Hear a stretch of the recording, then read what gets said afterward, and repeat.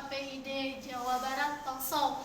Saat ini saya sedang bersama salah satu komisioner KPID Jawa Barat bidang isi siaran, yaitu Bapak Jalu Pradono Priambodo. Bagaimana Bapak kabarnya? Baik. Alhamdulillah, semoga di siang hari ini kita tetap semangat ya pemirsa. Nah, beberapa waktu lalu kita sempat dihebohkan di media sosial terkait ngemis online yang mengeksploitasi salah satu lanjut usia ya, seorang nenek gitu yang mandi lumpur. Gimana pemirsa, udah tahu belum? Nah, bagaimana ya tanggapan dari KPID Jawa Barat sendiri terkait tayangan yang ditayangkan juga di televisi? Nah, langsung aja ya kita langsung tanya ke Bapaknya. Bagaimana Pak terkait tayangan seperti itu yang ditayangkan di televisi? Saya udah lihat ya kalau di media sosial ya, secara umum bisa dikatakan tayangan tersebut tidak mendidik ya, ditayangkan di media sosial. Tapi sekali lagi karena media sosial bukan ranah dari KPID, tentu kami tidak memiliki kewenangan untuk memberikan teguran kepada akun media sosial tersebut. Nah, yang jadi isu sekarang ketika tayangan ini tampil di TV ya, atau di lembaga penyiaran lain. Kita lihat dulu konteksnya seperti apa. Kalau tayangan ini itu tampil dalam berita ya, untuk mengabarkan satu fenomena di masyarakat, dan itu dilakukan dengan kaidah-kaidah jurnalisme, itu menurut saya tidak ada masalah. Toh yang namanya tayangan jurnalistik di media ini kan ya nggak harus semuanya hal positif ya. Ada juga hal-hal yang perlu diinformasikan, investigasi para jurnalis yang ditayangkan di lembaga penyiaran yang itu punya manfaat bagi masyarakat meskipun dia bukan sesuatu yang positif. Misal seperti pengungkapan modus-modus penipuan, itu kan ada ya, dan itu informasi yang juga diperlukan masyarakat. Jadi sekali lagi kita lihat konteks tayangan televisinya seperti apa. Kalau dalam aspek dia ditayangkan untuk bisa memberitahukan kepada masyarakat tentang fenomena ini, kemudian juga di sana disampaikan apa yang menjadi keberatan masyarakat ya, ada panggilan juga mungkin ada terhadap para pakar yang terkait bisa memberikan pandangan. Saya rasa seperti itu tidak ada masalah, bahkan positif karena mencoba menunjukkan tayangan ini pada tempatnya ya. Ini yang perlu jadi pengingat juga kan masyarakat bahwa tayangan ini di media sosial tidak mendidik, jangan ditiru. Nah, kalau misalkan isi dari tayangan di televisi seperti itu, menurut saya justru bagus.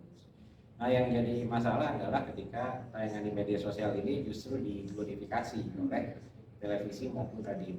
Jadi dianggap bahwa ini sesuatu yang perlu dicontoh, yang perlu diikuti agar bisa meraih follower atau meraih pemasukan lebih banyak. Nah, ini yang tidak boleh kalau menurut saya.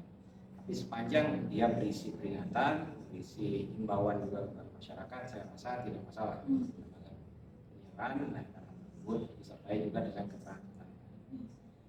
Jadi artinya kalau memang mengedukasi itu boleh aja ya Pak ditayangin gitu. Yang penting konteksnya dulu kita tahu. Betul, karena kan fenomena ini sudah terjadi di masyarakat ya. Fenomena ini sudah terjadi, bagaimana kemudian lembaga penyiaran memposisikan fenomena ini gitu. Ya, ini kan masyarakat perlu tahu juga bahwa fenomena ini misalkan fenomena positif ya, itu kan perlu ada upaya mendidik masyarakat juga ke arah sana. Yang tidak boleh adalah ketika kemudian media sosial yang ada diambil begitu saja, bahkan diglorifikasi, dibuat jadi lebih apa ya, lebih terkenal orangnya gitu kan, diapresiasi orangnya. Nah, ini yang menurut saya justru menjadi contoh yang buruk karena mendorong orang itu jadi mau mengikuti jejak yang bersangkutan, padahal kan yang kita inginkan justru sebaliknya kan, diberi peringatan supaya jangan melakukan hal yang sama. Nah, ini yang perlu dihindari oleh media sosial, dihindari oleh lembaga penyiaran. Tapi sekarang tuh kadang ada ya Pak program televisi itu yang menghadirkan orang-orang yang viral di media sosial tapi memberikan dampak negatif gitu Pak. Apakah televisi ini perlu diberikan edukasi terkait apa saja sih program atau orang-orang yang boleh diundang ke televisi itu? Sebetulnya kembali KPI itu bukan membatasi orang-orang ya, tapi yang kita nilai itu kan perilaku orang tersebut ya, atau apa yang dilaksanakan oleh orang tersebut, informasi apa yang dia bawa atau disampaikan, perilaku apa yang dia tampilkan di layar kaca. Kalau sebatas diundang tadi untuk dicari keterangannya, ya motifnya dieksplorasi, ya. Lalu kemudian tetap dalam kerangka jurnalisme, dalam kerangka edukasi juga kemudian dibangun narasi yang lebih positif. Menurut saya sih tidak masalah, ya. Namanya jurnalistik itu kan tetap harus cover both sides, ya. Yang namanya pembunuhan, ya misalkan kita tahu itu sesuatu yang salah, tapi bukan berarti si pelakunya, tersangkanya itu tidak ditampilkan sama sekali di televisi, kan, gitu. Seperti itu. Tapi diposisikan dengan semestinya, ya, dia tetap memiliki hak untuk membela diri, kita punya asumsi praduga tak bersalah dan lain-lain lah, itu sebagai contoh. Sama halnya dengan fenomena ini, kalau misalkan diundang menurut saya tidak masalah, yang dimintai keterangan, tapi tentu kemudian harus ada satu narasi yang dibangun oleh lembaga penyiaran ini yang lebih positif, gitu ya, lebih mendidik masyarakat. Misal jangan dicontoh, jangan diikuti, gitu kan, supaya masyarakat juga nanti tidak mencontoh. Kalau misalkan mencontoh, itu nanti yang menurut saya justru melanggar, ya, standar program siaran. Di pasal 37 ayat 4A itu kan sudah dijelaskan, ya, syarat program siaran yang ditujukan bagi remaja. Ini remaja, ya, kalau misalkan anak-anak lebih ketat lagi, ya. Kalau dewasa kan ya itu bebas. Remaja itu tidak boleh ada tayangan yang mendorong atau mencontohkan perilaku yang tidak pantas atau mendorong remaja melakukan perilaku tidak pantas tersebut. Nah, ini kan sebenarnya masuk kategori perilaku yang tidak pantas kalau misalkan diambil 100% di media sosial. Tapi kalau misalkan disertai dengan edukasi bahwa ini tidak pantas, ya, ini kan berarti boleh dilaksanakan, bahkan bagus gitu sebagai edukasi. Tapi Pak, yang sempat saya lihat gitu, setelah diwawancarai, pembuat konten itu kayak merasa bangga, bahkan komenan-komenan netizen itu kayak kok bangga sih, kayak mengeksploitasi seorang nenek. Nah, tanggapan Bapak kayak gimana? Menurut saya tidak boleh gitu, ya. Memang mungkin yang bersangkutan itu bangga, ya, diundang oleh media penyiaran, tapi tetap media penyiaran ini harus punya pembanding di sisi yang lain, ya. Mungkin diundang juga narasumber yang lain, gitu kan, sehingga melengkapi bahwa fenomena ini fenomena sosial yang sudah terjadi di masyarakat, tapi fenomena yang tidak boleh dicontoh. Harus ada pesan seperti itu. Kalau hanya menampilkan satu sisi saja, jadi yang bersangkutan, apalagi dia bangga masuk televisi, ya ini kan jadi akhirnya negatif. Orang jadi terdorong. Kenapa? Karena dia mau masuk TV juga. Tapi kalau misalkan dia masuk TV disertai dengan edukasi, kan lain soal. Nah, ini yang perlu menjadi perhatian. Jadi bagaimana cara televisi itu membungkus, ya Pak?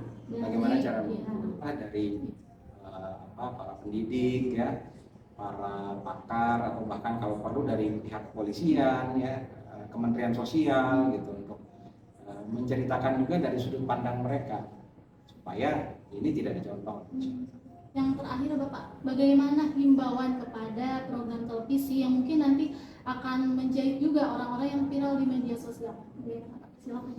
Ya, ini yang perlu menjadi perhatian kita bersama. Tidak semua perilaku di media sosial itu sesuatu yang positif, ya. Ada juga perilaku-perilaku yang negatif.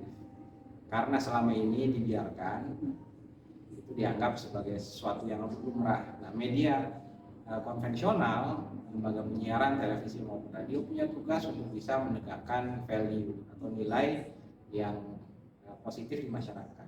Jadi fenomena-fenomena media sosial ini jangan 100% diambil begitu saja demi acara yang viral, tapi harus juga disertai dengan edukasi masyarakat. Karena lembaga penyiaran punya tanggung jawab kepada publik, sebab dia menggunakan frekuensi yang juga dimiliki. Mungkin pesannya. Terima kasih. Nah, itu dia pemirsa terkait perbincangan kita di tengah konten media sosial yang sedang viral itu. Nah, jadi pesannya tadi sudah disampaikan oleh Bapak, kita harus lebih bijak, ya, terutama lembaga-lembaga penyiaran agar dapat memfilter konten-konten mana yang memang bermanfaat gitu untuk masyarakat dan nantinya akan ditayangkan ke publik. Sekian aja pemirsa Talkshow kali ini. Bapak terima kasih atas waktunya. Saya pamit. Wassalamualaikum warahmatullahi wabarakatuh.